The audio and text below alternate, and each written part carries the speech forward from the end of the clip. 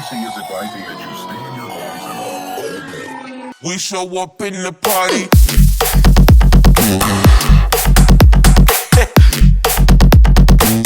We show up in the party.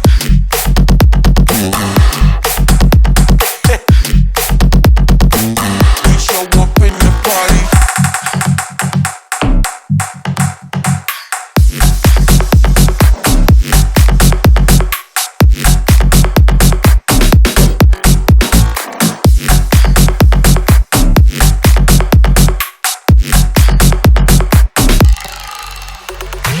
We show up in the party, fire than everybody.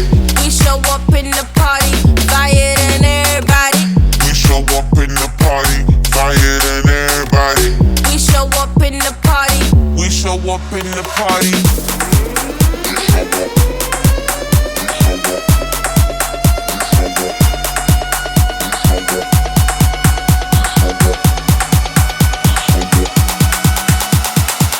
We show up in the party.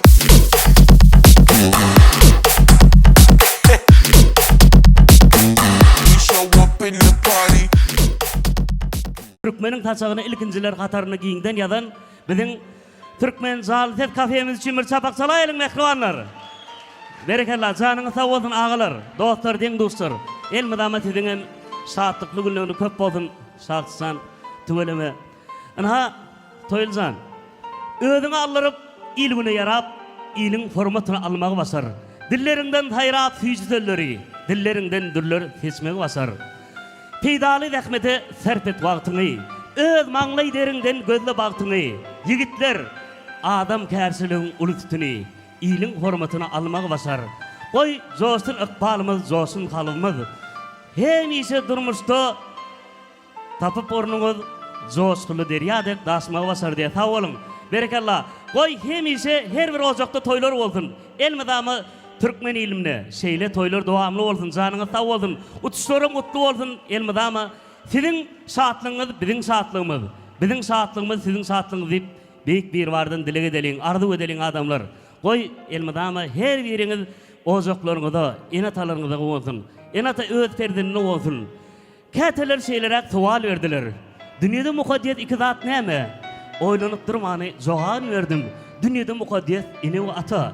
Yine de mukaddiyet iki zat iki kelime. Büyük Tanrı'dan son iki kelime ine ve ata. Hani şiirde kontrollerin enatalarımız için bir sabak salayalım mekvanlar. Koy her bir enata. Şeyli öz perinlerini olsun, canını sağ olsun. El medamı arkada Türkmenistan devletimizde toylar kutlu olsun. Dünyanın çar küncüğünde şeyle Türkmenin taşa giyinden yazıldın. El kapsan, kuvatsan, halifalar canını sağ olsun. El medamı şeyle Türkmen ovadı giyinden yazılan Türkmen taşağına yayrap durdun. Hem hoş gördük, yine vererek soğunla devam edelim. İsteyen nasıl gördün? Sağ olun.